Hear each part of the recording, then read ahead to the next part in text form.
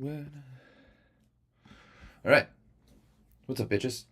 Pheasants? Sorry. That was a little aggressive to get her going.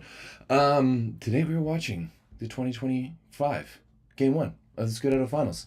Lube versus Trento. The curse continues. Still no Trento versus Perugia. We'll get into that a little bit. I'm still waiting for my effing VBTV to start up, although that's a computer thing, not a VBTV thing, so I don't want to hear that much hate in the chat. How's everyone doing? Here on Sunday. It's a beautiful Sunday, actually.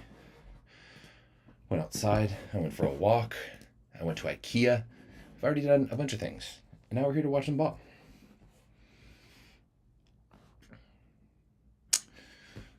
Okay, well, still waiting for my computer to get her going, so I'm sure I'm a couple of minutes behind on this start here, so we'll just throw her up on my phone to get this going.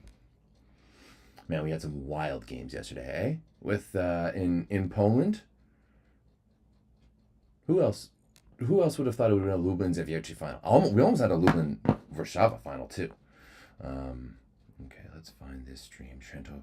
It's so wild. Like, open up the VBTV app, and the opening thing is catch all the LSU beach events, and then we see Padova versus Verona, and then Modena versus Grotta Zolina. And I have to scroll over to find the Scudetto finals. Finally. What's up, Kenny? How we doing?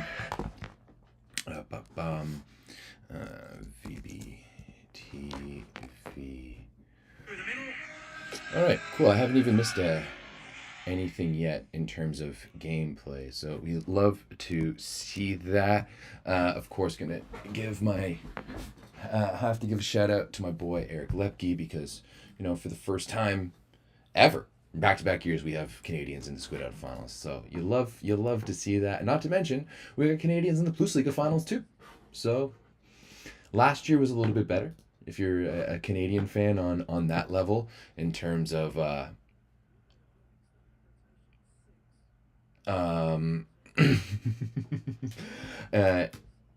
forgot what I was saying. I completely forgot what I was saying. You guys in the chat are Devin, you're sending me for a loop over here. I almost thought Namir was going to start voting. Yeah, I heard there were some wild things going on in Japan overnight. I just haven't had a chance to check her out yet. I've been at IKEA all morning. Okay, I'm figuring out some things to do with this area behind me here. Ooh, that is loud. Don't need it to be that loud in the finals. Oh yeah, Canadians in the finals. Last year we had Canadians in all the major finals. Italy, Poland, Turkey, Germany, France. This year, I don't think we have anyone in the Turkish finals. Oh, moment of silence here for the Pope. Technically, I'm Catholic, so I should care about that, but meh. Actually, this Pope Francis was a good Pope. I will say that. Like, he wasn't. He was like what the Pope should be, in my opinion, anyways.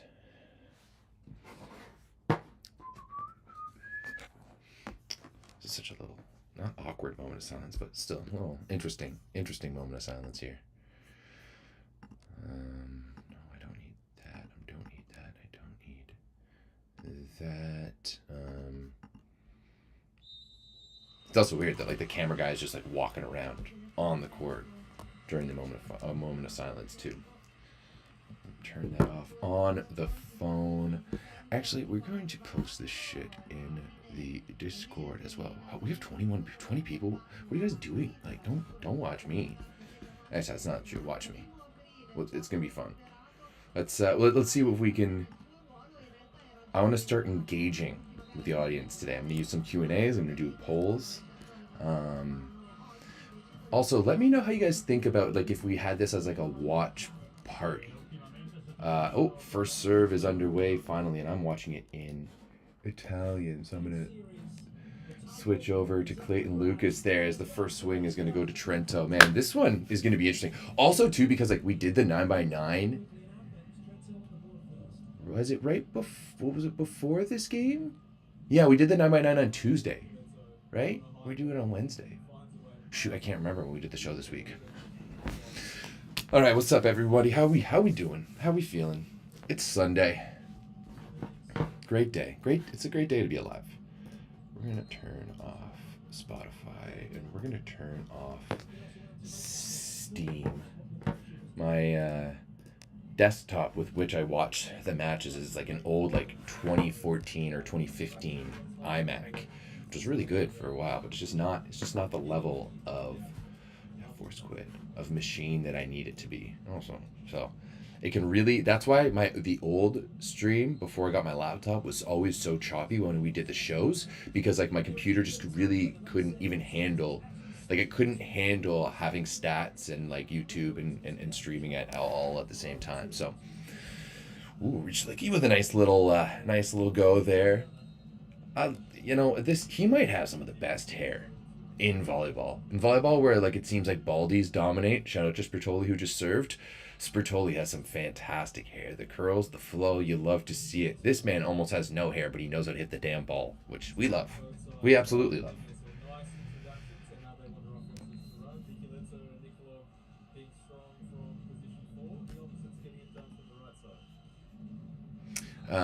This is a watch along. I do not have the rights to stream. Oh, ace by Lugumja. Lugumja is going to be a key, I think, in this series. And I know I've harped on him a lot throughout the 9x9 and shit like that.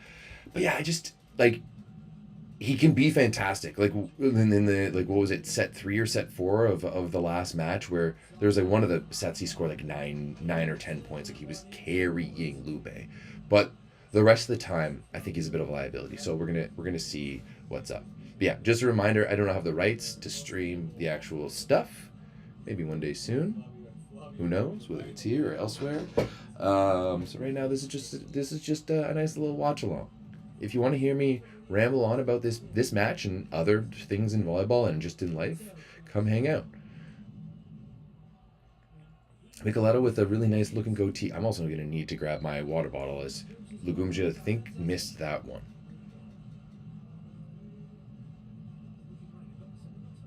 Oh yeah, no, that's what I'm saying though, Dev.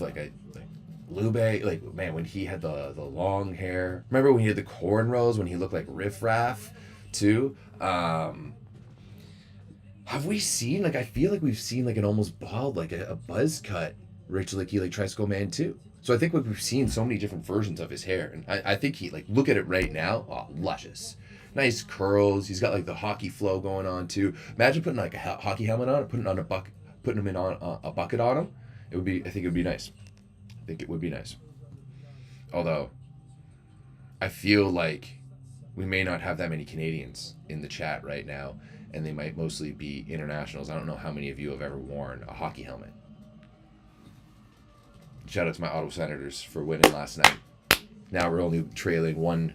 We're only down 3-1 against the Toronto Maple Leafs, but we got one at least. It's our first time in the playoffs since 2017. It's the first time I've really cared about hockey in a long time. So it was good. It was fun to watch.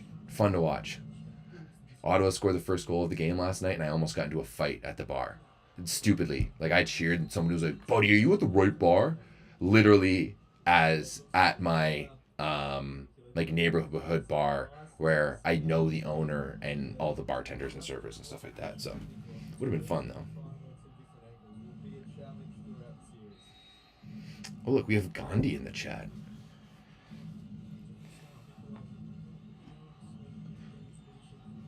Quite a holy place indeed on this Sunday. All right, let's talk about some ball right now, as I've barely watched anything, as Trento's the 5-4 lead to start us off here.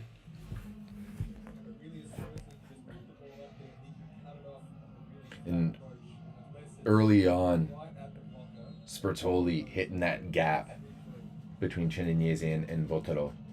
I think Botero, this series, is going to be really interesting to watch, because in a lot of ways, I know that Italy is very comfortable with Lavia on the left side as that P2, but is Botero starting to creep up on him? Do we think that Botero, Matteo Botero, is potentially threatening to be a P2 for Italy?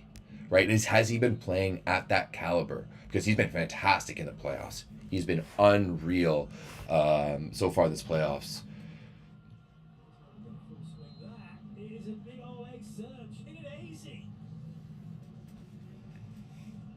Oh look, we got Stephen Marr on the chat. I wonder if it's the real Stephen Marr. Last night, what was I drinking? I started off with Solace, which is a pale ale from Slake, which is a brewer out just outside here in Ottawa, I believe. Um, then I had a few of the house pints from my local pub called Golden Pigeon because it was $20 for a pound of wings and a house pint, which was a nice little deal. And then I finished it off. I had a bunch of the nitro stouts from Blood Brothers, which was really good too. Yeah, I don't know if that is actually Stephen Marr, but it would be dope if it was.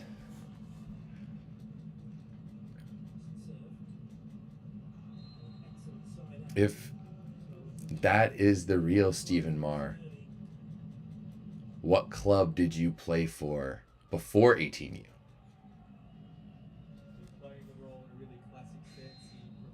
Because that's the like when everyone thinks of Club Stephen Marr, they always think about when he was on Crush and just like they were the best team in North America. All right, like that has to be the best club team. That's the best Canadian club team of all time. There's no doubt about it. We won't talk about it here, but we can at some point. But yeah, if this is the real Stephen Marr, what team did you play before that? Yeah, this Nikolov versus Bonifonte and Bonifonte as they grow together is a lot of fun. Well, that was just terrible by Botolo there. Just as I was like really praising him for his play this year. Ooh. Oh, we got the real Stephen Ryan in the chat. That's for sure. He even dropped the coach. That was a legendary team. That was back when we were first learning when Stephen Marr was just a gangly teenager, and my brother almost concussed him and killed him playing at 17U Nationals in Abbotsford. Or no, it was 18U. No, 17U Nationals in Abbotsford one year. Hit a short serve and the libero passed it, and they set the pipe, and just as Marr was jumping over, the libero stood up and undercut Marr. It was pretty scary actually. Mar, Steve, how's your season? Are you guys still going? Oh yeah, that's the bronze medal match is the bronze medal stuff starts shortly. But how excited are you? You get a summer this year. You get to hang out with your dog and your girlfriend and have a good time. That's awesome. Are we going to see you in Quebec City for Vienna? Like, you're going to come hang out and support the boys? That's what I want to know.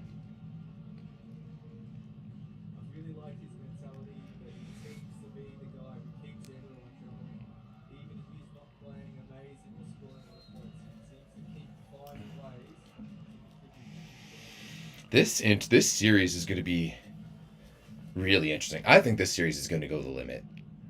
Lube has just been playing some really interesting volleyball as of late, and just figuring it out. There's serving bombs, just absolute bombs. I said it on the 9x9 at the beginning of the series against Perugia that any success that they're going to have is going to have to come off their serving and pulling Perugia off the net and making them go into a secondary offense and not being able to run that first tempo. But that right there is why playing against Trentino is a little bit different. I think they're a little bit more dynamic with Spertoli leading them setting than with the way that Gianelli runs that Perugia offense. Like, that's so good. He sets it right into the gap. It's a little bit of outside of Flavio's range, but he's still able to get some good numbers on it. And I didn't even see that we have Balasso back too. He's all taped up, but Micheletto shutting the door. Micheletto, it would be a very good story here for Trento, especially the way that everything happened against Monza last year. Mar, that was all you basically, not all you, but you were a big part of that. For them to be able to potentially win this year, but Perugia they just want to be the Conigliano of the men's side and not able to do it. Lacungia, you had that one-on-one. Just cut that off early. Go cross court. Oh, did he catch hands there? Nikolov might have caught hands on that. Yeah, looking no debate on the Lube side of things.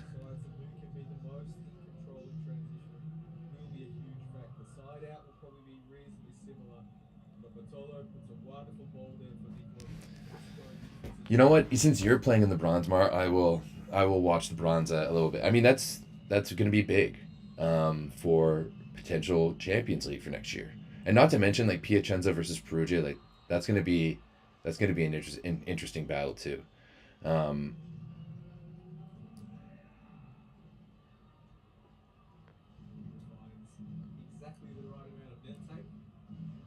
Interesting. Lube takes a series, and yeah, you that how you think is like you want to serve him short. Uh, when Micheletto was back row, make him move up and take him out. Yeah, serve him short, take him out of the pipe, and then just focus on Leviev and Rich Licky and the middles.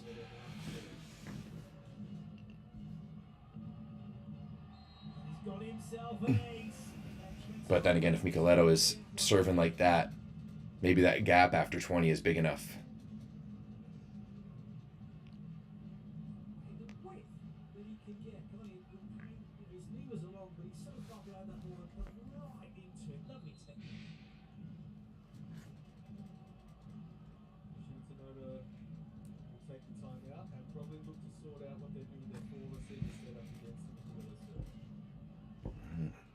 First time out of the game here. Just to settle things down by midday.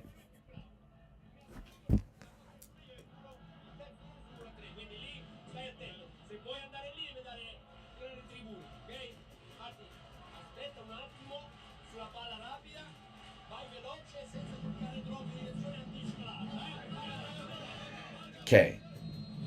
I think midday was talking about trying to use and go off the block a little bit more and trying to, hit high off the block or use it off the hands when they're getting into tougher situations out of system.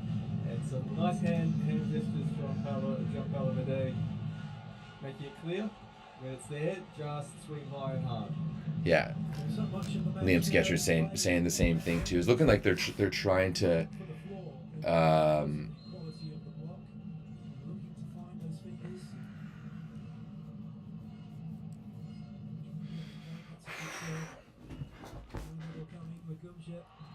well, that's a big block there by Flavio.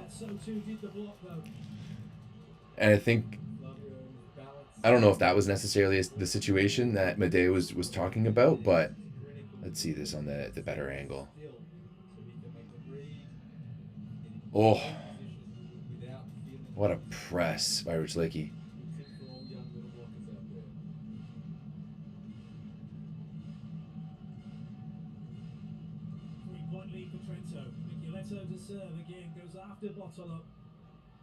Oh, nice high swing there by Cheniniese. Okay. Oh wow.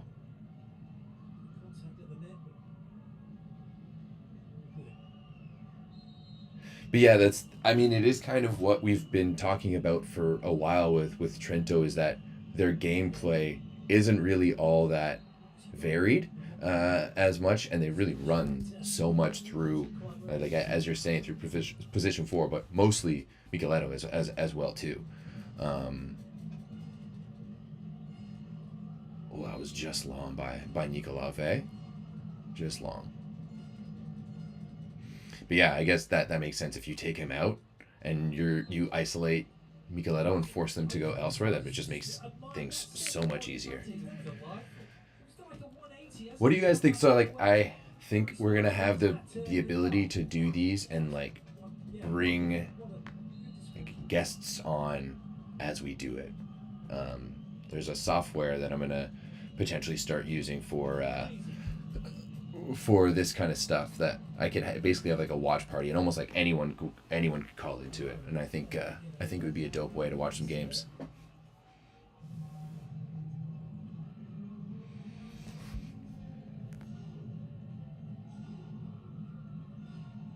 See, like this, I'm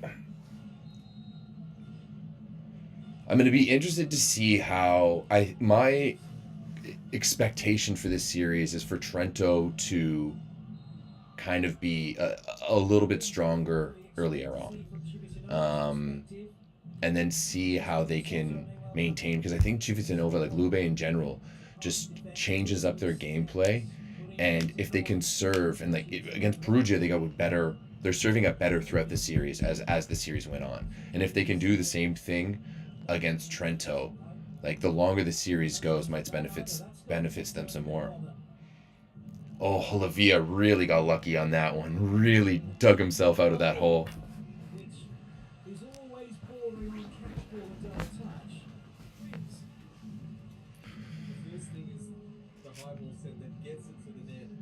That needs to be.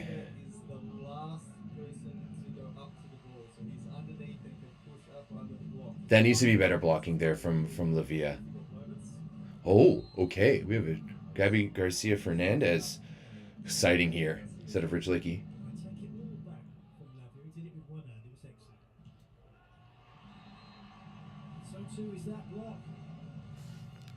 People are saying that's down, but so far the Lube.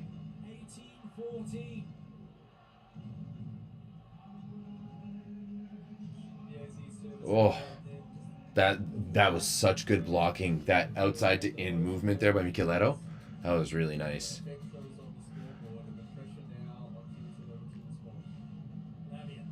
Yeah, honestly, like it's. Well, that's why I watch. Like that's why I like watching the games back over on volumetrics, because when you're watching it from the baseline, you can see way more, and then when you can scroll through the matches too, you can see way more of the game plans in terms of like who people are targeting, what zones they're serving to, in what situations, how they're playing their block defense coverage, especially like in different rotations and different teams if they're trying to prioritize different hitters, but obviously the intimate knowledge of a player playing at that level week in and week out is way better than mine. That would be.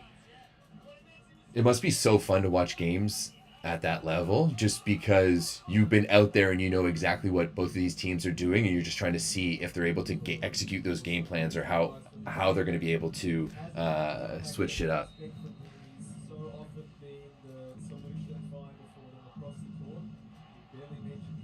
Yeah, Dev, I have heard that Poro is replacing Guizal next year. I know Guizal is going to Japan. We'll see. I'm going to be interested to see how that goes. Like Japan isn't really known for having foreign setters go in, so that I think is going to be really interesting.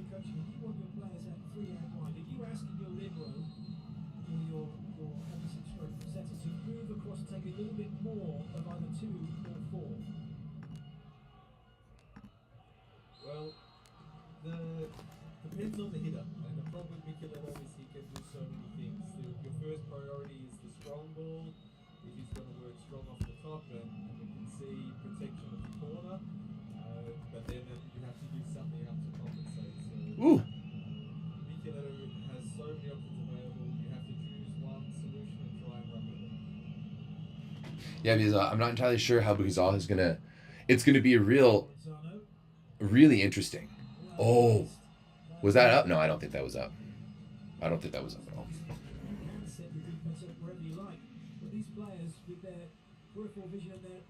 Iro.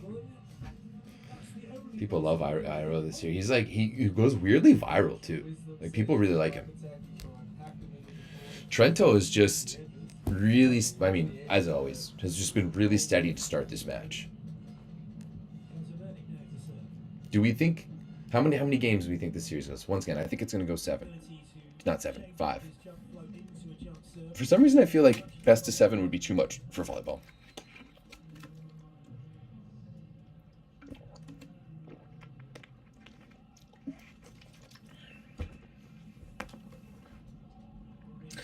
All right, let's see how Poria can do. I don't know if I've ever seen service sub come in and do a job like Poria was able to do in the Perugia series. He was outstanding. Toss not so great at that, but still he's able to manage it. Wow. I thought that toss was a little too high on top of him. And you can't really see it from this angle, but that just came up and dipped so hard down. I don't know why Lavia is looking at the lib there. That was right at him. Yeah, probably smart there from Trento to call the timeout early.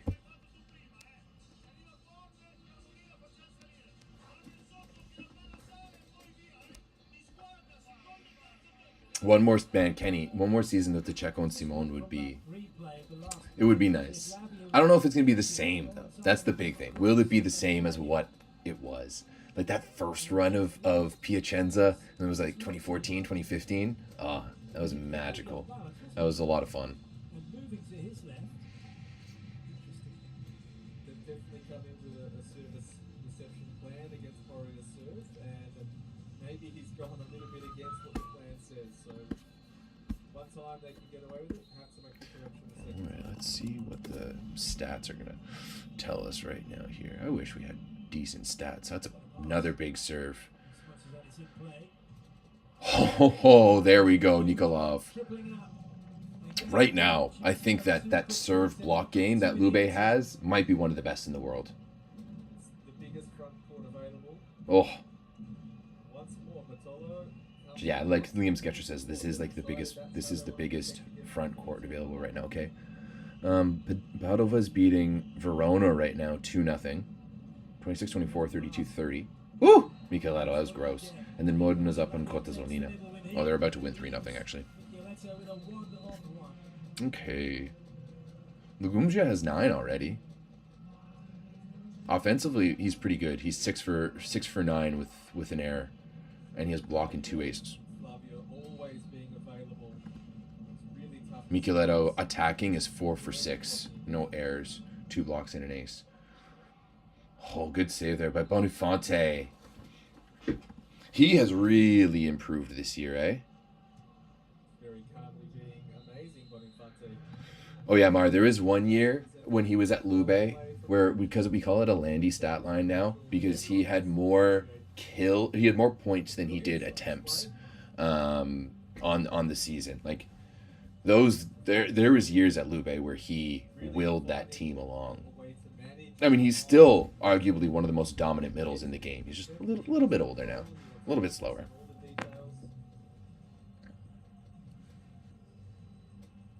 Really wants to set the tone in the first set that they will be in control of every aspect of this series.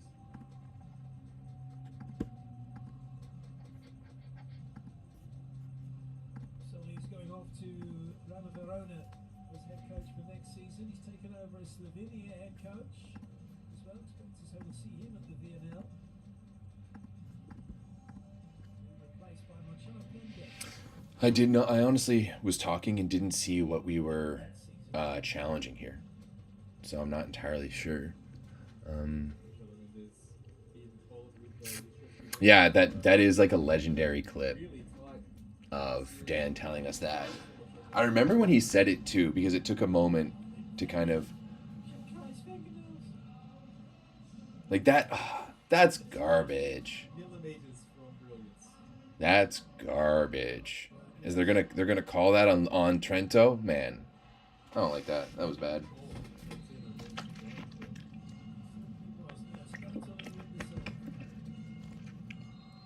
Yeah, that's it. Ball never lies. Ball never lies. We all know where that should have gone.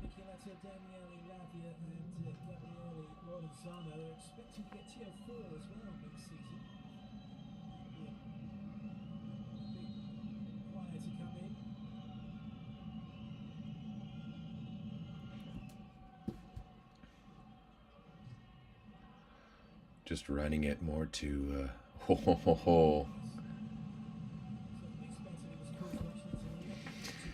You gotta let Great understanding of the rhythm of the game. That the block from Civitanova is not settled. They're not making a clean read. It's that was a really good read there by Spertoli, running it to Flavio.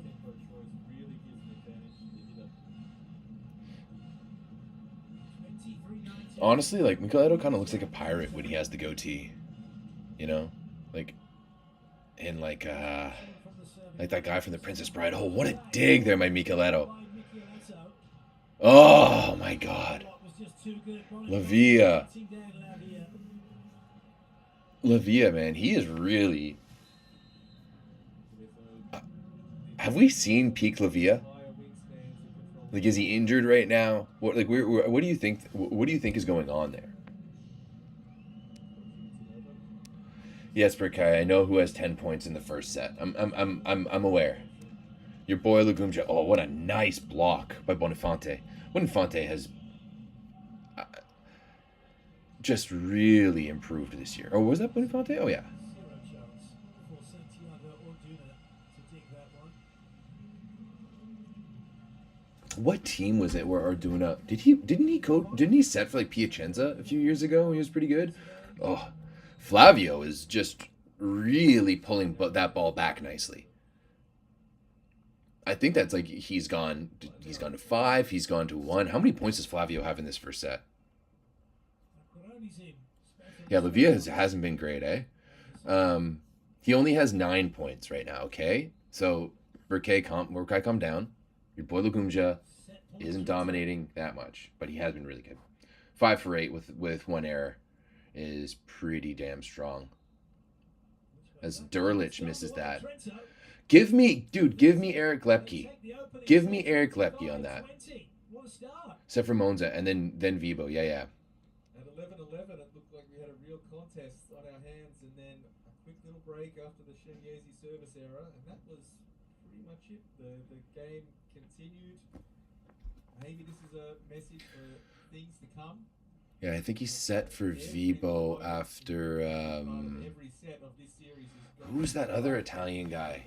The other older, like definitely more of a rhythm guy. Why am I blanking on him? I'm gonna pull this up into Volleybox. That one year that Vibo was really good with Tsubo Hasa and TJ Sanders. The number of times that Trento were able to get Bonifante off the net and stop him going to the middle. There was almost no presence from Chinyezi, from Gagiulo, that they weren't a threat. They don't keep enough attention of the Trentino block against them. I think the more Vibo. Oh, the Vibo days. Don't they sell like tuna or something? Isn't that what Vibo sells? And if he's in the game, if he's playing well, then it really is a sign of good things happening on their side of the net.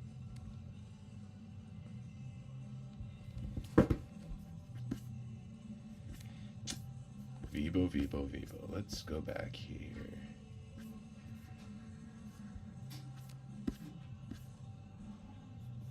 Just looking at the points so far. Lugumja's got 8, Micheletto 7, Flavio 5, Nikolov 3, Labia 2, Chininese 2. Davida Saita. Gagiulo, Bonifante and Poirier all 1 each. Kusuminik nothing. 1 extra attack, extra flop, but 10 errors from Lube. 6 Yeah, and they got relegated. Whereas like the year before. It shows the amount of risk that Trentino is going to force them to take. They have to work right at the top of the block or really take some risks on their edges in order to score. Oh, weird. Their volley box You score directly has a mistake into it. Sorry, I should get away to Saita. Yeah, we had the goggles, dude. That was a legendary team because they had didn't they have a Booba on the right side too? I think it was like a Booba. Yeah, I'm gonna have to go to the Vibo website because I can't.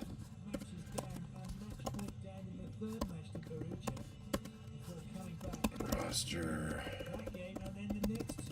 What year would it have been? Would have been 2020, 2021. Yeah, that makes sense.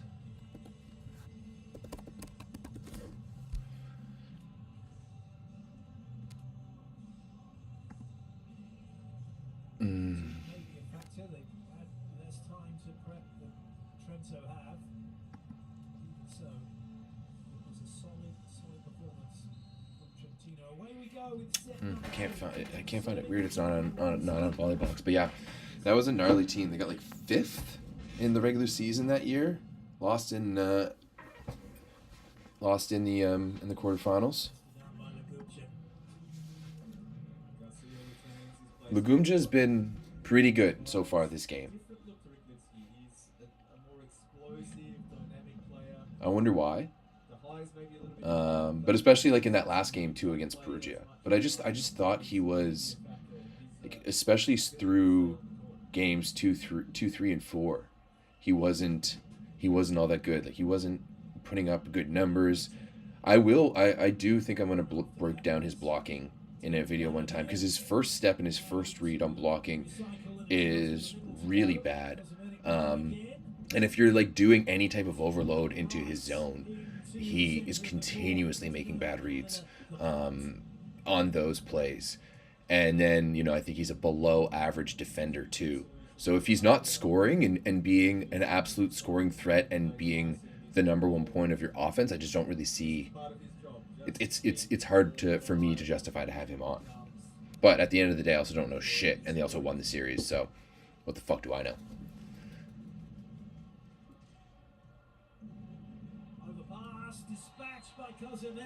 There we go, Lavia doing something a little bit good with a nice serve there. The pressure on Nikolov. Are we gonna see EFL in this series though? Is that I want to see our boy.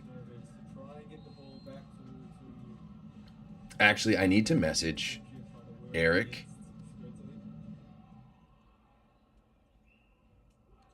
and Lepke and ask for a Lepke Lube jersey.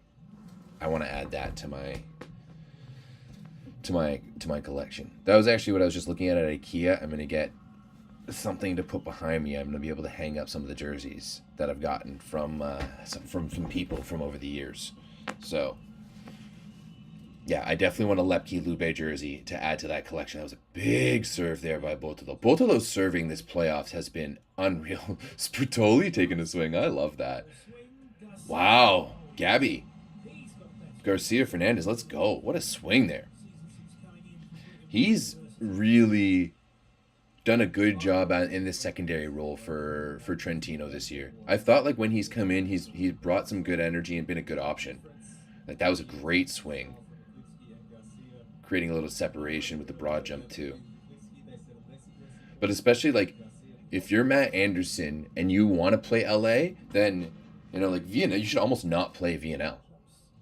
Right? Like you should not play VNL at all. And maybe just play like the 2 world championships in that run. And so you're gonna want to see Gabby Garcia Fernandez maybe get some swings. Maybe we let Jake Haynes get some swings too. Add a little bit of an opposite battle there. Ensing did pretty good yesterday in the end for Zavieci as well. As a really nice run by Lavia. Oh yeah, they've set into that 1-6 gap or that 2-3 gap. Sorry, more than a few times.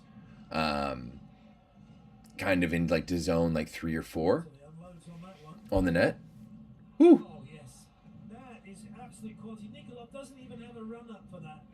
Nikolov must be one of the best pure hitters of the ball in the game. He really has one of the best arms. He has one of the best contacts. He just has that ability. Oh. I mean, there's no reality check. There's no way that I could be ahead of the stream. Like maybe your stream is lagging behind. I've got 4-4. Now 5-4. With that missed serve, was it? Oh no, the swing by Olivia out of the pipe. But yeah, there's no way because like I'm watching it on VBTV and then talking about it live, and it's still there's like at least 30-second delay onto the YouTube. So I should definitely be behind, if anything at all.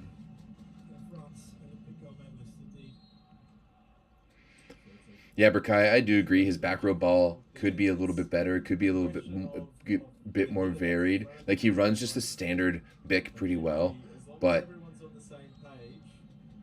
actually I kind of disagree at the same time too, because like when you think of the way that he was when he played a little bit of right side in the past, like he can hit that C ball really well. But also, yeah, I don't know. I just think that he's one of the best pure attackers of the volleyball. He does need to fix his passing too. Like he needs to fix it, both for national team and club, because they're always going to be going after him. And he's clearly not going to be playing on the right side. He does have a very compact arm swing. It feels like sometimes the window is really small with I'm also at 6'6", Anna. Right contact on the ball. Yeah, and Sketcher's talking about his arm swing right now too, and I fully agree. He gets full rotation and he uses full extension, but the speed of his arm is In that situation, is so good. be able to cover the attacker from Bro, I don't know. I'm not that far into the bag on the Bulgarian national team. So I really I could not tell you. I'm excited for Quebec City to see week 1 though. I think that will be absolutely massive. Great dish there by Spertoli. Ooh. Unlucky. Doesn't come back into play. They're delighted to have the point. this time looking to go cross. I think on the last couple of Is Bulgaria going to be a threat? I honestly think like they've got some really nice pieces in there now. And Bulgaria is a volleyball country, right? Like for me growing up in the 2010s, like I remember when Canada beat, I think Bulgaria was at like 2014 maybe for the first time at the World Championships, and like they had Sokolov and stuff like that. You're like that was a big win for us. This year, he's available to play for But there's, like you've got Nikolov and you've got both Nikolovs clearly. Like if you're Bulgaria, I don't give a shit. Like who, like Georgi Bratoev? Fuck off. Like you have to run Simeon Nikolov as your starting setter. But you also have Alex Grozdanov there as well too, in the middle. We'll see what they can develop on the right side, but like it's Bulgaria. You've got a heavy hitting right side somewhere there. So I think Bulgaria, they have the potential to be a threat. I honestly think that the biggest, like Kenny out there is saying that 2020, like 2032, which is like Brisbane or something for the Olympics, is the period of time for the Nikolavs. I would tend to agree. I think it's, especially with how good Europe is right now, it's going to be really hard for Bulgaria to get to the Olympics for the next one. There is a touch, so they have done. It worked. Ricard, anyone? a double bluff. Exactly.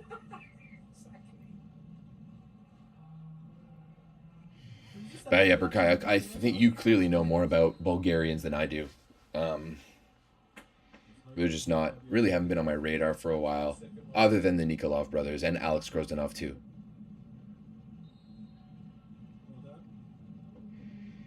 That was a nice little back row run there from Nikolov. So little time to react to the pipe attack now. It's almost like Yeah, there was definitely a time when like Poland when most teams would struggle to beat Nikolov, right?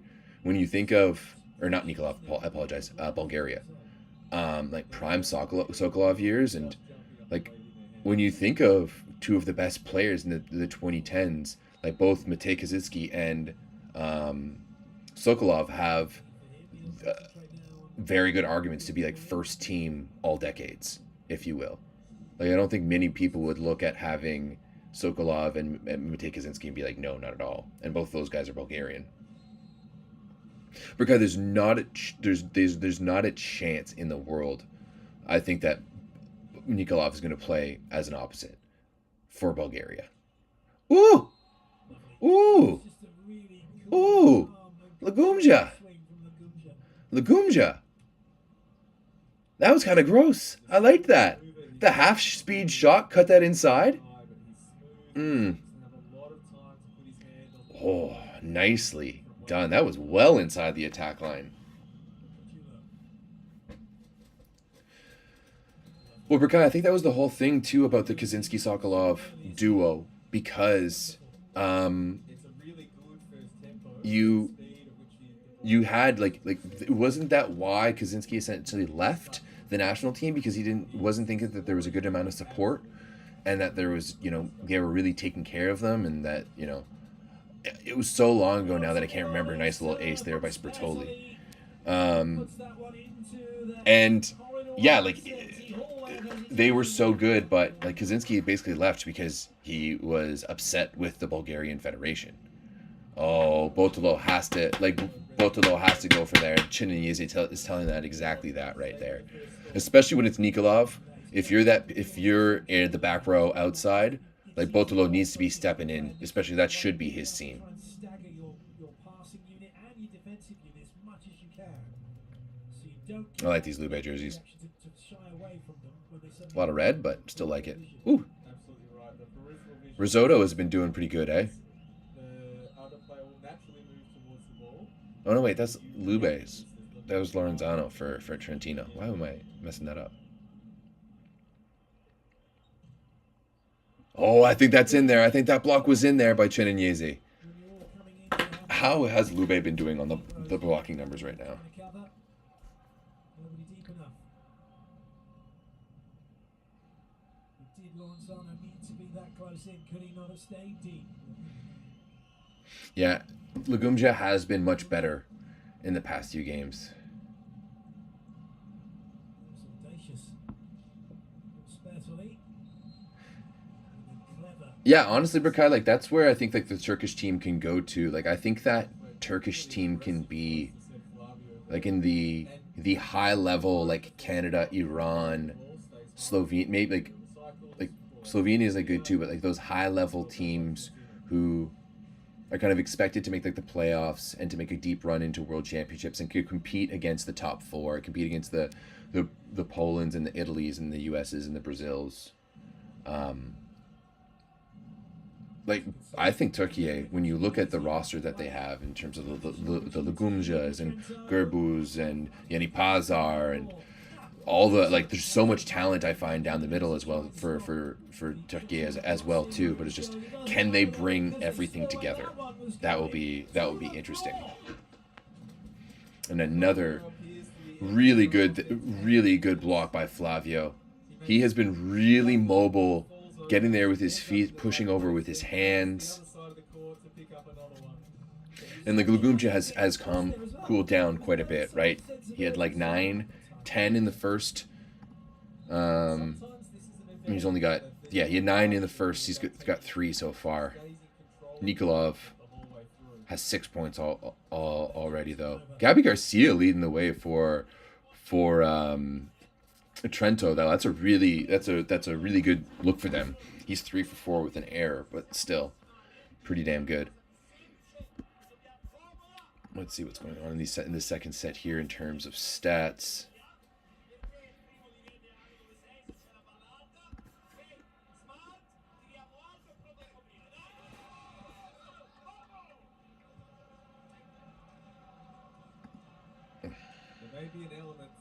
Oh yeah, shoot, I did forget about Mandaracha Berkay. You're right. Yeah, Mandaracha, Mirza, like that's a really good left side pairing in my opinion. And regardless if you go Addis or Gerbuz on the right side, I think you have some good options there. I think Yeni Pazar is really solid. Like there's some good pieces for Turkey. Don't get me wrong. Like what is happening here? What did I do? Was that me? First of all, I'm not looking forward to Canada playing Turkey in Vienna. If we are, I can't remember the schedule. Or is there a schedule? I don't know. I of all people should know this shit. Great defense there by Trentino, but yeah, I think the losing and beating down of Turkey days are probably done. I think they start winning. Maybe not a lot, but I think they start winning way more.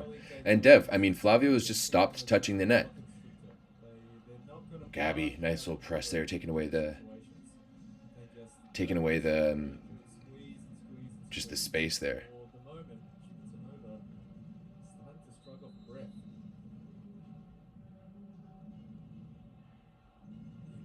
True, world champs as well. You don't think Mirza Lagumja is going to make the national team this summer? Who else on like Yeni or not? FM Mandaracha. Who else? Like you're telling me there's 4 other outsides who are better than Mirza Lagumja from Turkey? Okay.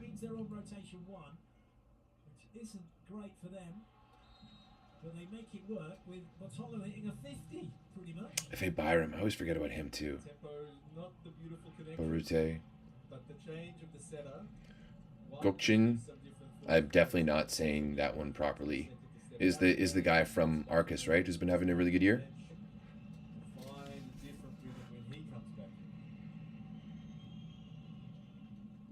I think we all started calling Richiki Tricycle Man Well played, Lawrence Arnold. early on. With that one, able to cover. Oh, what a But that big block there by possible there. Chinenese. Chinenese And I don't know what it is about Lavia, but are getting back into this set. he just seems to have a hard time dealing with those types of situations whenever he's in tough with three blockers. Like that swing has no, like, where are you going with that? You're just swinging right into the meat of the block.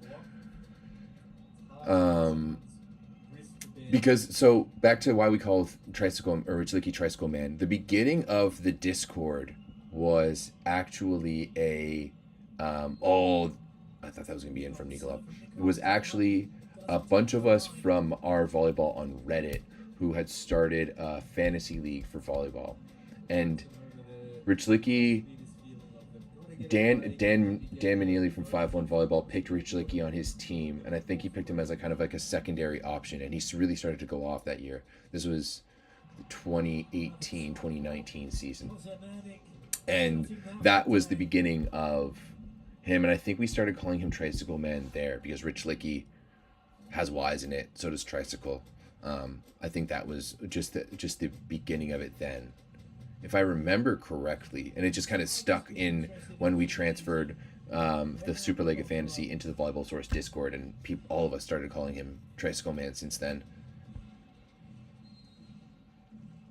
We used to give a lot more nicknames in the Discord. Like for a while, we were calling Sluvka the Snake. Kazmarek was Duck. Obviously, Nicoletta was the Unicorn.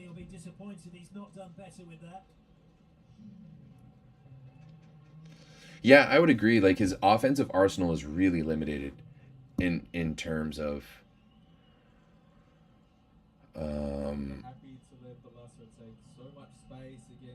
in terms of yeah, I think he's really limited in terms of his offensive abilities. Like, he's a pretty good attacker, but he's not that dynamic and doesn't have that many shots. And then his passing is, like, he is lesser than Micheletto in every way, so it's really hard for him to complement. And, like, that pass was decent, but still Poria is able to. I would love to see some advanced stats on Poria's serving. Like, what's the average of the other team passing? You know, how many of his serves result in a point for Lube? Because I think it's really high. I think it's really high. Maybe amongst the highest of the players in the playoffs this year, because he's come in and consistently made an effect, an impact.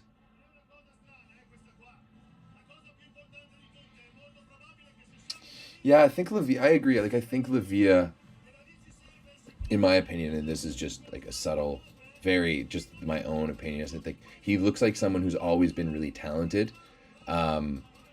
You know, he's big, he's physical, he's athletic, but yeah, I think that some of the other guys around him are just surpassing him. Has been the second outsides, the other outsides for both sides for Civitanova. It is such a drastic change watching Superliga broadcasts versus Plusliga broadcasts. The Plusliga just crushes the Superliga. It's not even close. He needs to find some better solutions. Showed some good patience early. The last couple just looking to swing a bit mindlessly. It was another big serve there by Poria. Oh, what a swing, though, by Gabby Garcia Fernandez.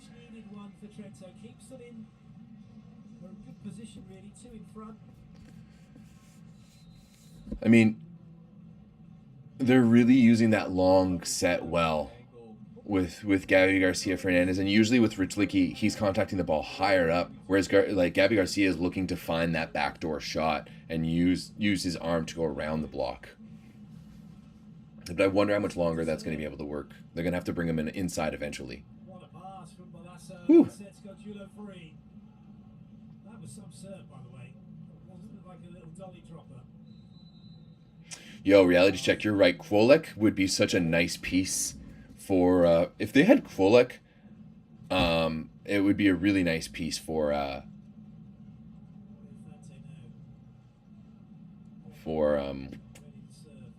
Trento. I'm hungry. I need food.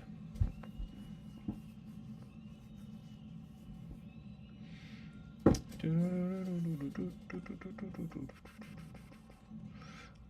just realized I don't think I ever promoted this watch along on the Discord. Too much on there. It's about 81 square meters available for Gabby Garcia. He looked for meter 87 moments. 81 square meters. Let's go. Let go.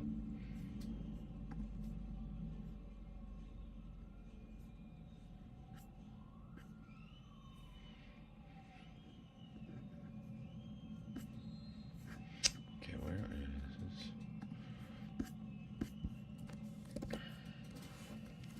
Attempt to try and keep it in play.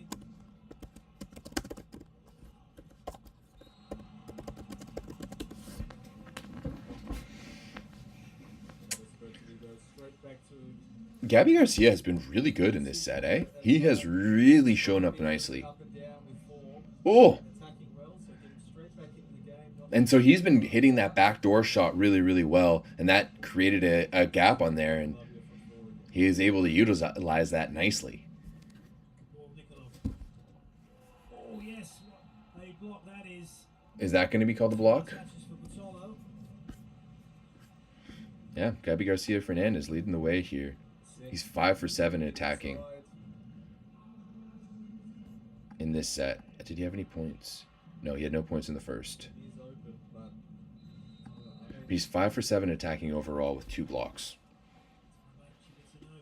Damn. Those are some really good numbers there for Garcia. And like this is a really nice set for Trento too. You've got Garcia with 7, Kozamernik with 3, Lavia with 3. Micheletto only has one kill and 1 point in this set. So if they're able to pull out a win here without relying on Micheletto, that's just going to open him up to be a little bit fresher later on in the match too. But then again, this match might not go that long past this point if they're not able to figure some stuff out here. It's definitely not beyond them, but it has to happen right now. We saw in set 1, 11-11 became a 4-point gap really quickly. Now it was 18-18, it's 2018 to Trentino. Bro, it's because he's Puerto Rican, okay? Puerto Ricans in general just have a bit of a they've got a vibe into them. I find like people from like Central America, like South America too, Latin America, they've got this vibe and this fire about them. Oh, that was a really nice dig there by Lorenzano. Oh, really good pace on the back row ball there by Nikolov as well too. But yeah, he's just going to be ready to ball at any point when he's ready to come in. Scramble by Trentino. I heard you a little punch in the net there. Stay. Oh, okay, yeah, reality check. Yeah, exactly. If you then it's maybe more than anything. But like one of my good buddies is Ecuadorian, and like he is like really smart, good-looking guy, like all of this thing. He just like oozes confidence. But then he has a bunch of Ecuadorian cousins, obviously, and they're all like just pretty average dudes, you know, like a bunch of them work construction, like one of them's a bartender, and like all this stuff, and they just like have so much confidence in any situation. And that's what I like. That's what meant. Like I loved Brazil when I was down there for the beach event. I love the Brazilian people. They're so vibrant and they're so welcoming and they're so much fun.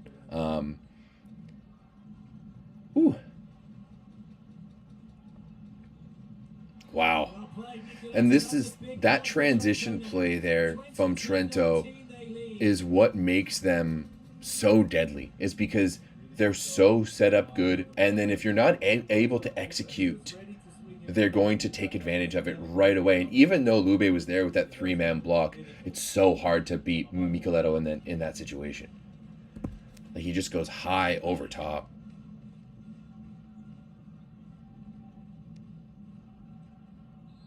Well played, Nikolov. Some hit from him. But this is also Dangerous when he comes to the ball. It's the situations where he just sort of Oh yeah, they play the supposed to go instead of actually coming to the foot volley. Foot volley is sick. We wanted to play when I was in Brazil, and I never got a chance to. Ooh, what a swing! Pass Gonzalo. That's a lovely pickup, but it won't stay in play. But Julo couldn't control it. Trento are 2 away from being 2-0 up. So I think there's a few things that I'm looking at on this Lube side of things. First of all, just certain details of their game right now, they're either are not being executed or are not operating at the same level when they played against Perugia, like especially in their serve block. They're not able to put this necessarily the same pressure onto Trentino, who passes a little bit better than Perugia, and they're not able to develop the same amount of block and create the defense around it. Much like the beginning of the Perugia series, though, they're having a little bit of struggle scoring, and they're not opening up the same amount of gaps that they were to. But that was a really nice block by Lugumja.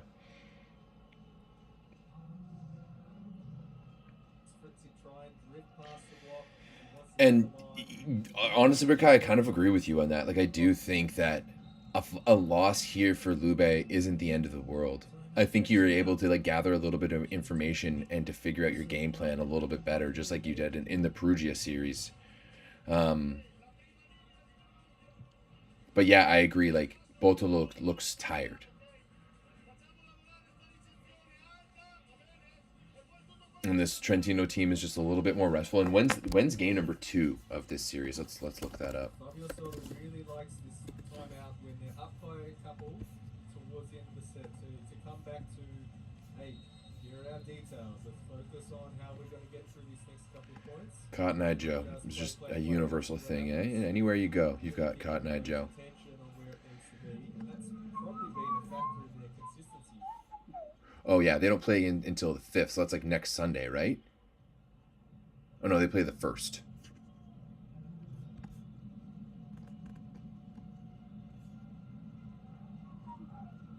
That's Thursday. Today's the 27th, Monday's the 28th, Tuesday's the 29th, Wednesday's the 30th. So yeah, a little bit more rest there for Botolo that they did just play on Thursday. Wow, that was a big block by Chinese. So this is what I was going to say before, is that like a lot in the Perugia series, when they were starting to turn things around, Lube is a really dangerous team, mostly because of Nikolov and Chinese, and both of them have the ability to make athletic plays, athletic game-changing plays after 20. And there's so much that you can do, like in terms of that. Like that's just, like that to me is like another athletic play by Micheletto. You know, the ball's inside, it's off the net. It's not a perfect situation. He's got a pretty good block in front of him, and he's able just like not a lot of like that's a play that maybe only Micheletto can make in that situation, right? If he can serve out here, this would be an athletic play. But this is why I think that if Lube plays you close and tough, they're so dangerous because you've got guys who have the ability to make those athletic plays. Botolo's another one, right? He was fantastic with that, you know, where he would make a big dig or a big serve and stuff like that. Whereas Trentino, Micheletto, yeah, but a lot of those guys I think shy away from those situations. Like a Rich Leakey, I think he's just going to usually keep things pretty steady, but like that swing by Gabby Garcia was fucking phenomenal. Set number 2, like he is the MVP, as you see the boys really jacking him up there in the middle. That's a really good start here by Trentino. But it's also, like I said before, I think this is to be expected, right? Trento is the higher seed. They're expected to be here a lot. Like they were the more favorite in team in their semifinal. Sorry, Mara, if you're still watching. Break in the late teens. Don't want to try and play catch up with Trentino because they're so good in those moments, so calm. That management has given them so many good results. The result now is 2 sets for the good in game 1. It's like you said, they don't What do you anything want, spectacular. baby, I got it. Just everybody does What their you job, need, does it well. I know I got it. Well, they've just numbness with the spectacularness of Flavio and Nicoletto all the time that it looks normal now. It really does. But also, I mean, Spertoli's setting is very, I was going to say safe. It's not safe. It's really sensible. He gets in a good position, and it's not as if he's having to force. I wonder if Lube regret not matching Fenerbahce's offer to match for Addis and Babar. Losing them both will hurt. I think losing Cheniniese is way worse than losing Lagumja. No offense. I think that you can definitely find guys to replace Addis. Cheniniese is a bit more of a unicorn. He's so unique in the middle position, and there's no doubt in my mind that he's a top 3 middle in the world, maybe top 5. Well, let's who do we think here? Like Lozère, Biniak. I think Biniak's the best Polish middle too. I really do. Yeah, pretty much. Like, let's see, in set number 2. It's rarely straight up and down, and he can be aggressive because Flavio has such a big window he can throw it to. 9 points in for Gabby Garcia. Just more serving errors. Only 2 serving errors in the second set here by Trentino. That is the big difference. Only 5 serving errors so far in the match, which is really good.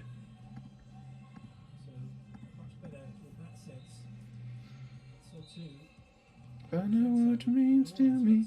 Also, so far in the match, only 5 hitting errors from both teams. 1 for Trentino, 1 for Lube. We're seeing some really efficient volleyball right now. It could end up being a really unsatisfying night for Civitanova. They're not playing badly. They haven't got the balance that they want in their offense. But they've had some opportunity in both sets where they've got into a moment that's really close on the scoreboard and haven't been able to go on with it yet.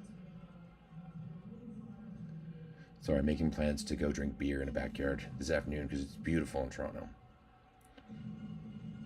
So I got chirped yesterday in a side group chat with some beautiful people from the Discord, and they're like, "Everett, what are you doing? Drinking beers with your friends? Your favorite thing to do?" And I was like, I mean, you're not wrong. Drinking beers with my friends is my favorite thing to do. And it was technically what I was doing. I was playing Mario Kart and drinking beers with my wonderful partner, Sam, who is my best friend.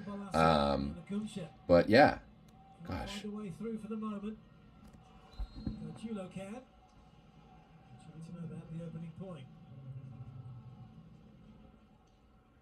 Gojullo is not a player who's going to make a lot of highlights, but he understands what he can do.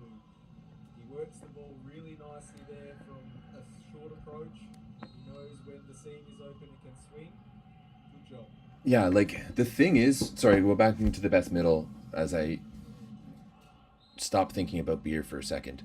The best middle conversation for me, like, you have to look at Lozère, the 3 Polish middles. Babar, of course. Simone is still in like the top 10. Flavio is definitely in the top 10, maybe like pushing towards the top 5. Maybe Kozmarnik as well. Shannon, no, not anymore. He's lost his starting position. Oh, what a block there by Flavio. Or was that Spertoli?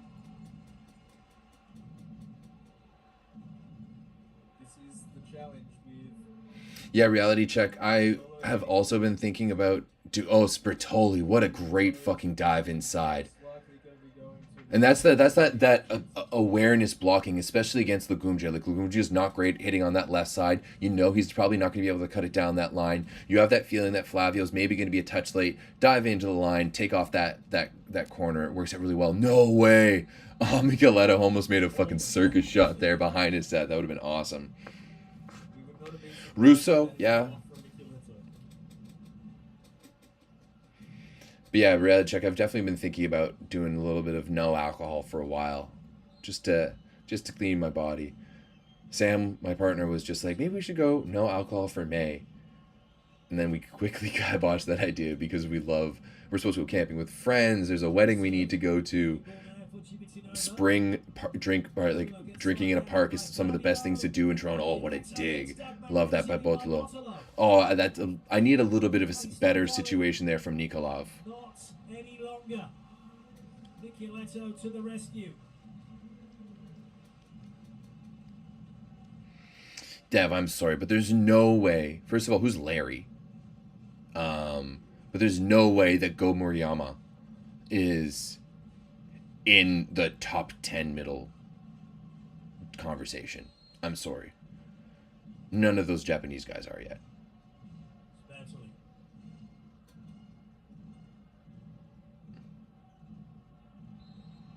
Nowhere for Lagumsha to go, trying to manipulate the ball off the block, and Trento already up to a 2-point advantage early. Brema for me is Brema is definitely a dude for sure. He's definitely a guy. Not even top 50. Okay. Never lucky. That's a bit of a once again Micheletto the unicorn diving in on the inside. So now we will see the change coming. Looks like Laguna comes in. Hey, I gotta take the bait sometimes to have some conversation, right? Oh man, that block there from, and you know what? Like we saw, I broke it down a little bit of how Perugia set up their block so far inside because they don't think that Lagumja can really go down that line. Like even that ball where he's hitting to the 1-6 seam, he's still turning his shoulders to be able to make that shot, to be able to hit straight on.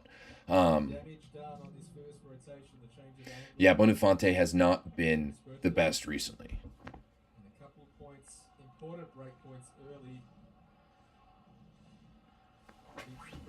Squarely on the shoulders of Civitanova. Like without Boniface, if they're putting in Santiago Orduna here, that to me is Lube almost throwing in the towel here. Really quick ball, just the spacing from Spencer gives Lavia a chance to caress the ball into the available space on the sideline.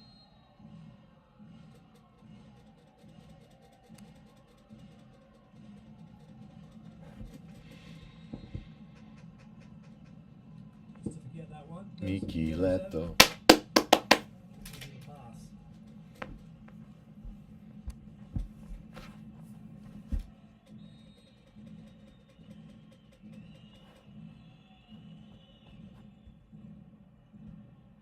Good save, Spetsy, but no one can help him out. Civitanova have the point. Was that an ace from Lagumja? Sorry, I was texting, not watching. Ooh, on Lorenzano too. And I do think like that right there is that Lagumja hits that ball high and like outside of his shoulder, and he puts a lot of spin on it. So especially that right side shot that he has the ability, like he can cut it back quite nicely, but he doesn't really have the ability to go outside of his shoulder and down the line. Another really, but like as his serve is from one all the way across, and that it's that spin on the ball that is able to put on it that's really deadly. But Gabby Garcia has just been like, that's a ballsy shot through the block. The block comes down, opens up the space behind. Lovely composure by Garcia. Reality check. I think that for me, like, I think it's really hard for me to put Biniak and Huber in a smaller, like, I think they're up there with the best. Look at the numbers that is putting up Huber. Huber's been putting up now for like 2 seasons. Like, he's putting up Landy numbers. And then Biniak too, he is the core of that Zawiercie team. And I think it's the same thing with the national team too. He is a good blocker. He's a good tacker. He's a fantastic server. Maybe the best middle server in the world. And he has the ability to make plays at big moments. He can be an emotional crutch for any team. So there's so many times where I think Biniak. Yeah, I'll take the other one too. Thank you. I love you. I think there's plenty of times where Beniak might be one of the best middles in the world. Not on a day in and day basis, but he has that ability to go to that level. Yeah, okay, I see. Different types of middle for sure.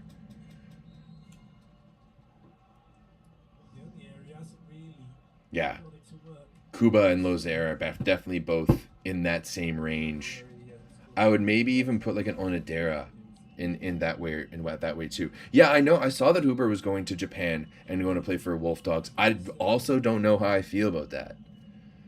Like, Brizov for me is not like a fantastically accurate setter, and the flow at which he is a flow setter, but the flow at which he plays is more of like a France style than like a Japan style, where it's like speed. So yeah, it's going to be interesting. But yeah, Huber is going to be feasting out there for sure. And we haven't really seen a lot of middles go to Japan. Like, I know there's Mazursky, but he's always played, I'm pretty sure he's always played as the opposite. And Gabby Garcia right away misses that one.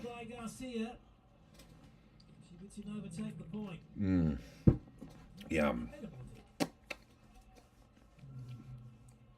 Reflexes are amazing things, because that came in hot, even in slow motion.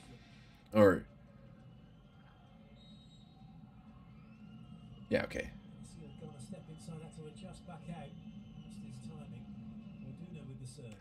Tilly, yeah. Ooh.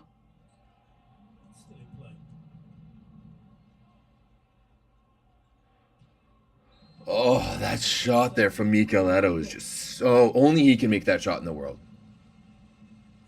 Only he can make that shot. Like, there is no other player. He can work off the top. He can roll into and that's exactly what Liam Sketcher there is. Like, we have seen him in that exact same position. He can crush that high cross court and go for the deep corner in 5. He can turn that around and go high off the hands and try to go at the back one, like the 1-6. You know, he can turn that ball, go thumb down, try to wipe it off the side of the block. He just has so many tools in his bag.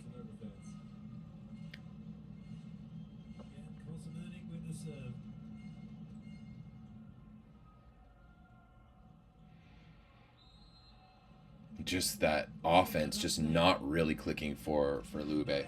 Just not having the same amount of luck, and just a little too fast, not a little too fast, a lot too fast, especially when you're running with Lagumja over there.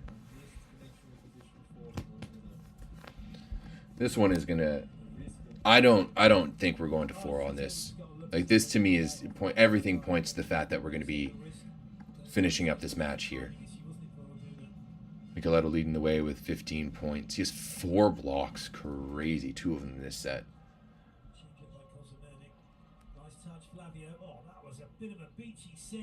Oh, what a rip there from Michieletto.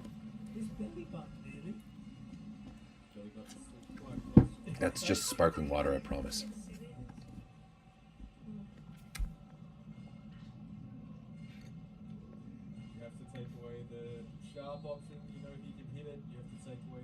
That was a bad block there by Botolo.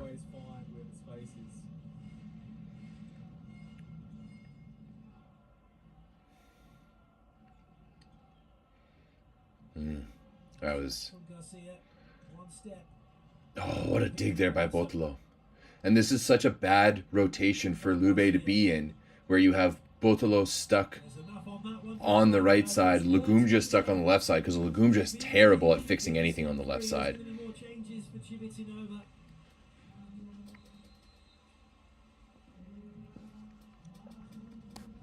Yeah, no, I think that this is Polshanin coming in. This is, hey, you know what? We're going to throw in the towel a little bit here, and we're going to reload for the next match on Thursday. Because Trentino's just playing way too well at the moment, and Lube has never really been able to get anything threatening going. It's just been Trento all game long.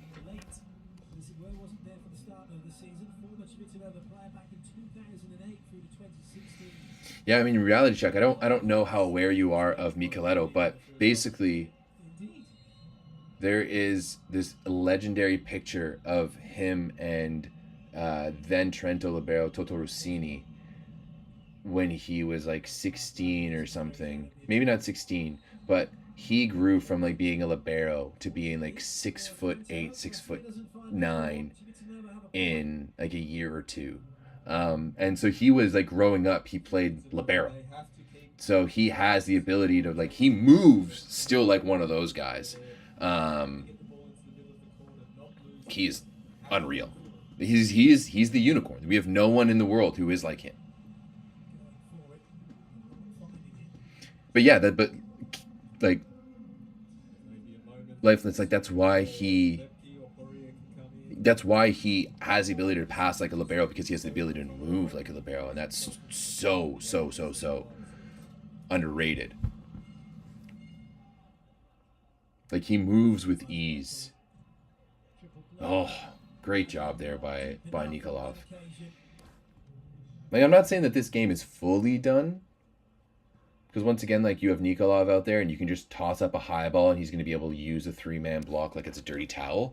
But there's just so many other things that aren't clicking for Lube. This kind of feels like, you know, game one of the series against Perugia as well too.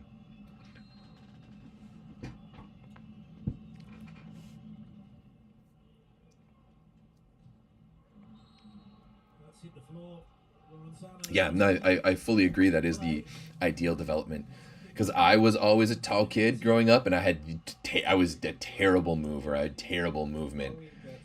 Still now. Oh yeah, see, like look at that. Chenyeze comes in, gets a nice little block there, and puts shot and serve. Oh. Ooh, I don't know. I think that was out. Guys, Jake Haynes is pretty good. Jake Haynes is a good volleyball player. Straight down the middle. It's almost unusual to see him set on such a simple right. option. We are just So high. Nothing that Civitanova can do about it. like, I think part of the thing is with Jake Haynes is that the show is sometimes we have like Rob obviously has known American volleyball for a long time, and I think Jake Haynes has always had maybe a certain type of reputation surrounding him, you know, surrounding his time at Ohio State and all of that stuff. And yeah, but I agree. Like Jake Haynes to me is like almost like a guaranteed 20 bucket. Honestly, I think Jake Haynes is almost maybe a better version of like a Kamil Rudzicki. And I could see him doing some good things if he had a good team around.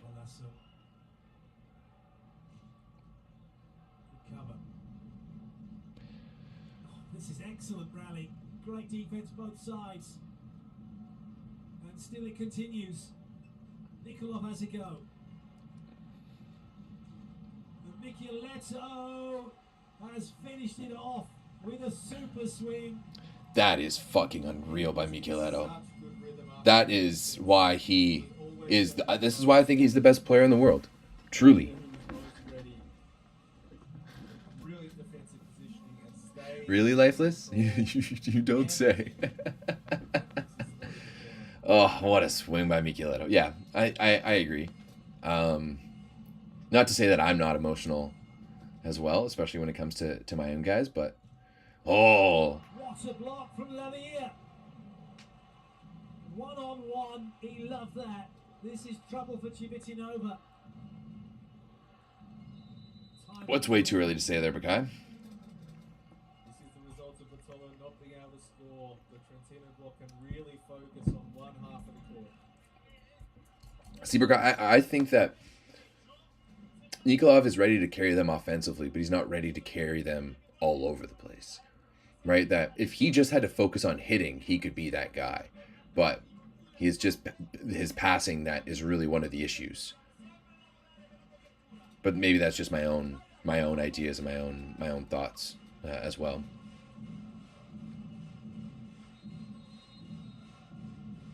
Whew. So that's like another one is that he needs to, Lavia needs to, Lagumja needs to swing smarter on that.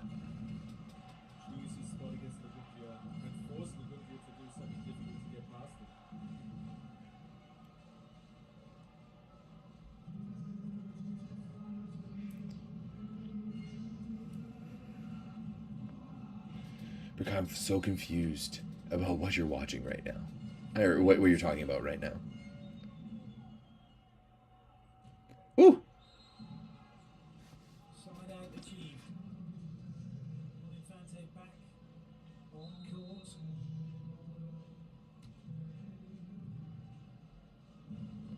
Are we talking about Micheletto?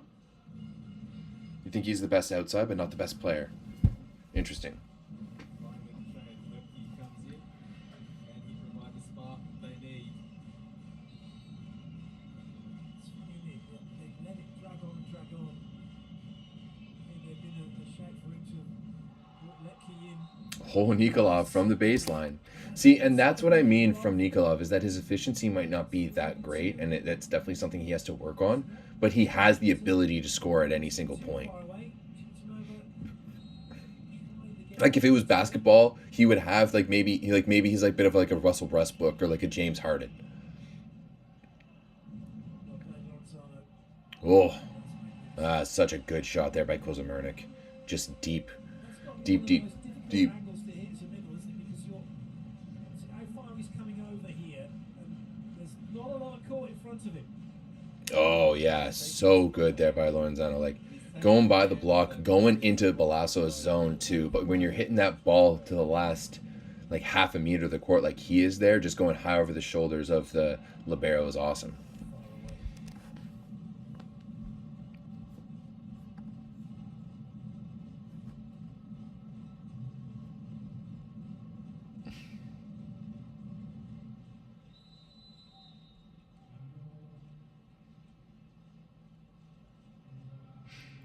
Yeah, Burkai, like, don't, like, fucking give me, if you're gonna fucking talk about this shit, fucking give me who you think is the best. Okay? Tell me who you think is gonna be the best in this situation.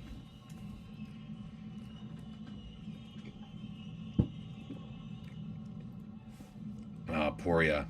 Like, if ever he needed to go on a run, it was there. And that was arguably his worst set, or his worst serve of the match. No, Lifeless, I agree with you. Let's let Burkai cook a little bit.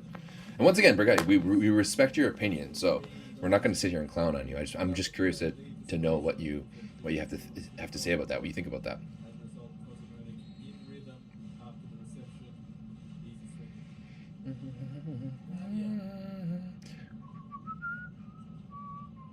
Nice little scoopy there by Lavia. Well, that's upset. Mentally flexing his pecs to get that one out wide, and now Micheletto. Micheletto, man, he's so good. And a 4-point advantage for Trento. Oh, Wonderful patience, trust in the first line. Burkai, you're gonna have to. Opportunity. Gets another good look. Okay. Patience by Trentino. They never look flustered in these trenches. Burkai, you're gonna have to like elaborate on that. I don't hate it, but like, give me reasons. Give me reasons why. Decent pass. Lagumja missing that. Oh, he got the touch there? Interesting. Infante again delivers a really athletic set. Taking it for the fraction late. Yeah, I agree. The USA is going to be really interesting. This is like their last gasp, and then like, what are they going to do on an institutional level? Great serve there by Bonifante. That's fantastic. Like, what are they going to do on an institutional level to raise men's volleyball? Because you're not creating the same level of talent, and when you're looking at the NCAA, the best guys are all foreign. Poland, Italy, Slovenia is going to decay. You're right. Italy has such a talented group of players, but they're really weak on the left side, I think. Like, especially when you compare the Richlicki, man. What a mopey little bitch did he look like. Wow. But when you compare like the left side depth from Poland to the left side depth in Italy, like, it's completely different. But conversely, if you compare the setter depth in Italy compared to the setter depth in Poland, it's way different as well. Like, when you look at Gianelli and Spertoli and Porro and Bonifante, and even someone like Luca Spirito, I think that Italy's stronger in like those skilled positions, whereas on the left side, like, they don't have a player, of course, like Micheletto, but Leon, Fornal, Semeniuk, Slivka, Folek, Shimura, who's the Warsaw guy? I'm blanking on his name right now. There's going to be a lot of things. I still think that Poland is going to be the number one team in the world. They've got fantastic, like, Polish volleyball's on the up. The Plus League is getting bigger and bigger. They've got a fantastic youth system. They've got quality coming up. Brazil is going to be really interesting. I don't like, now that Bruno's gone, can Cachopa lead that team? And I know there's a lot of people who don't know if he can. So yeah, I think it's like a lot of things are going to open up. Like, are we going to see, like, on a political level, if the US starts invading people, do we see US get kicked out of sports, or do we see Russia come back? So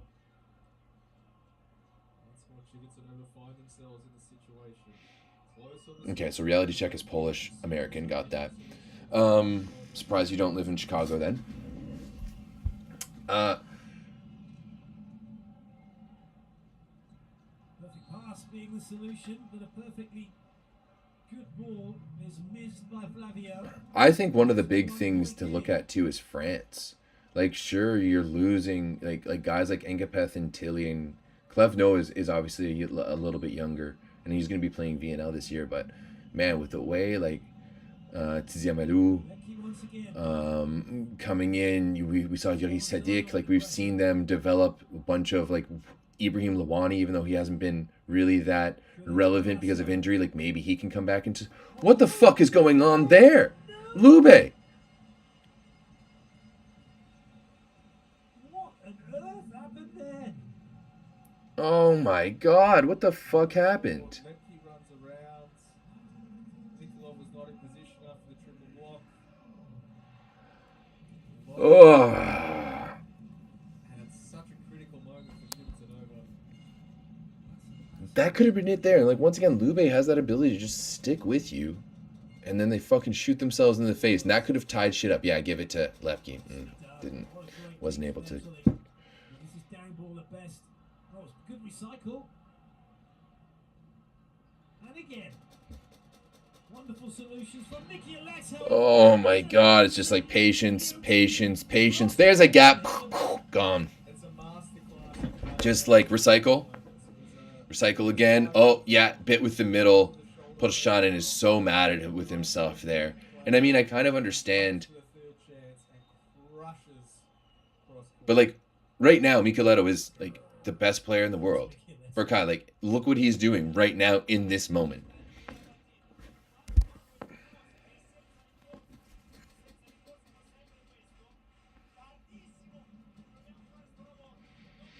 Yeah, like, we have really seen a transition right now. From what was a golden generation in the 2010s. And I don't think that golden, like, I don't think we're seeing a huge drop off. I think the quality of ball in a lot of places has gotten better, but there's just so much parity, and like, the current game has changed so much that we are still waiting for people to really establish themselves. And yeah, you're right. Like, Trentino looks rested. They look fresh. Lube just looks to be like a step behind, and they're missing some things. But, you know, like, what, their game was on Thursday, so and it was at Perugia too. So you have to come back. You have to have a day off. You have to get some training in. Like, you have 2 days after that, Friday, Saturday, to get some training in, get some rest, get some treatment, all of that stuff. Like, it's just a quick turnaround. Nikolov makes an amazing ball here for Lube to swing at. Full diving out of court backwards over his head, and still puts it in the slot where he can work the first blocker. And so that to me is where, like, Lugumzia's, like, his shot on down the line is either slip it in back door or just, like, crush it to go block out. But he doesn't really have that dynamic ability to, like, hit high down the line, like, hit short down the line, like, cut it in, like, around the block and outside. Like, he's just pretty limited, like, within this range on his line shot. No, Samuel is not still the coach of Canada. He left. It'll be Dan Lewis, who is currently coaching Poitiers. Yeah, he's currently coaching Poitiers, and they're in the semifinals of the French League. Here comes Tricky Mickey. It's match point for Trento. And he's got the overpass.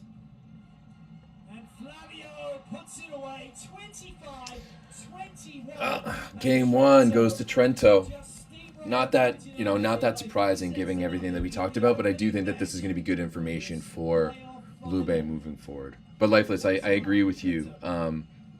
It's like the player shift has dictated the style shift, right? Like we're not seeing in the same way that like the NBA used to be like physically dominated by like big centers. Like we're not seeing the big dominant, like we're not seeing the Sokolovs, the Mazurskis, the Sidows, like even the Matt Andersons, like the Clay Stanleys, the Gavin Schmitz, like the big booming opposites that we saw in like the 2000s and 2010s, but instead we're seeing really fast and dynamic speed. Like we're seeing like two of the best middles in the world would be considered undersized and would have never even gotten a shot at the beginning of the 2010s. So we're still trying to figure out that change of style and what it needs to be. And I still think that Micheletto, given the way that we talked about, the way he moves, the way he passes, how many shots, his touch on the ball, he's able to swing hard, he's able to play around with it. I think that Micheletto has all the tools to be the best player in the world and to dictate that next generation of player. Is Thursday next week, 1st of May. Civitanova at home to Trento. Yeah, I somewhat agree, but I also think that a lot of those issues for Italy at the end of the Olympics comes down to Gianelli. Like, and I think in the same way, the Perugia really struggled. I think that comes down to Gianelli. Almost in the same way of, like, if you're going to go with like a football comparison, and, like, Saquon Barkley looked like one of the best players in the NFL this year, but that's because he was playing behind an offensive line that could deal with him. Whereas, like, Gianelli crashed out in the semifinals at the Olympics. Like, he didn't have a good bronze medal match either. The quarterfinals I'm willing to write off. Japan's really fucking good, and they come at you in a way with way more speed and a way different style than anyone else does. But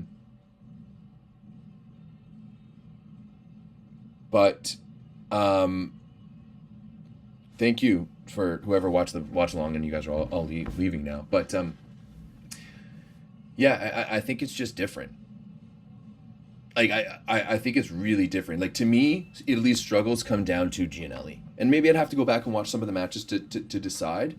But Micheletto has consistently showed that he can do it and be that guy. Like, he's won almost at every level. Like, they've won World Championships. They've won European Championships. He's won a Scudetto. He's won a Champions League. Like, they've done it all. And Gianelli was where the crux for me at that moment. See what else here is. Does Shawan come back to Team Canada? So here's the deal. I think that of all times, if Shawan was ever to come back to the national team, it would be right now, for a few reasons. And I'm not saying I have any knowledge about this, but this is from me and my general knowledge of him and stuff like that. So there's a few things that have happened. I think that first and foremost, I think that there was like a different vibe to the national team program, and I know that Shawan didn't have a good experience in like the 2021 season, where he was doing some big things, and essentially like he found himself on the bench along with a guy like Arthur Schwartz, and that the old regime really valued the older guys and not so much the younger guys anymore. So there's that. Now that Dan Lewis is the head coach of the national team, though, I can definitely confirm that Shawan has always been a Dan Lewis guy. And like a lot of that younger generation are Dan Lewis guys. And that I know that Dan Lewis was instrumental at keeping Shawan at the FTC back in the day when he was like first year, like when he was still coming out of club and, just joining the national team and not going to university or college and deciding to go down that pro route. I know that Shawan's a Dan Lewis guy, so that if there's anyone who's able to get him back in the gym, it would be Dan Lewis. And the other part of that, I think, too, is that years ago, back when Shawan was coming up, it was the same time as Dane and Gima and Kofi. And Shawan and Kofi were boys, you know, and I remember doing interviews with them when they were younger, and they always talked about, like, yeah, that's the goal, is like, we want to play on the national team together. Dane's probably going to play on the national team this summer, right? Like, he's probably going to play with the national team and be at VNL and stuff like that. And so now I think you have a situation where, especially that there's no Schwartz, there's no Mar, like, Lewis is his coach. He could be the guy, play with one of his best friends, come back to Canada, like, and like, especially, like, I think he is in a bit of a transition with his career now. Like, he's moving away from Japan, and maybe this would be a good opportunity for him to join the national team again. Now, this is just my own thing, but I look at that and be like, maybe there's a bit of a potential possibility that we see him in the gym in Gatineau at some point. But I can't say that definitively. I'm not saying that I have any knowledge about that. This is just my own thoughts and, like, hoping, wishing, because, like, I've always been a massive supporter of Shawan. Like, I remember watching him as a 14-year-old walking around the beaches of Coburg and being like, holy fucking shit. Like, I was always very aware of his oldest sister. Like, I loved watching Tiana play. Like, she was a beast when she played for Ryerson. And, you know, like, first and foremost, I'm just happy that he's been happy and he's been, you know, still playing and stuff like that. But I think I'd love to see him take another shot at the national team, because I think he deserves a chance to be the guy that everyone hopes and wants him to be. And I'd love to see that moment. You know, I'd love to see a moment where Shawan was truly appreciated and cheered for by Canadian volleyball fans. And yeah, I don't know where Shawan's going next year. I can't remember as well. And yeah, Dev, you're right. Xander is pretty good as well. He's been having a fantastic year with Lundberg. I've really enjoyed watching his development. And Xander is like, I've been watching Shawan since he was 14. Like, when Xander was 13, 14, I was coaching him. And then also his two younger brothers are in the age group of my youngest brothers. So I was always watching them when they were growing up. Hell, I still sometimes get random phone calls in the middle of the night from Xander's dad. But yeah. No, I think Kofi, like, he played B team last year. Like, I think he's going to be on the team this year. And if Dan Lewis is going to be the guy, like, I think Kofi's going to be the guy in there too. Kenny, oh shit, you've been following Team Canada longer than I have. Because, like, if you're watching back in 2000, that's like Paul Durden days and shit like that. Back when, like, Stelio DeRocco, 2000, it was probably still Garth Pischke days coaching the national team. So yeah. Yeah. All right, guys. Honestly, thank you very much for everyone who watched and participated. This one was a lot of fun. And I think we're going to be able to make it a little bit more dynamic as well too. So appreciate everyone watching along. Let's see. Oh yeah, true. I do have to do that. Thank you very much. Let's see when the next game is. Oh, game 2 is next Thursday. And when's the first game of the Plus Liga finals? Let's look that up right now, because I may do a watch along as well for the Plus Liga finals. Lublin is Wednesday. So Wednesday, like, noon, I think. All right. Bye, everyone. Thank you very much. I love you all. Hope you have a great rest of your Sunday, and or Monday if you're on the other side of the world. It's already probably Monday. Good night. Good morning. Arrivederci. À la prochaine.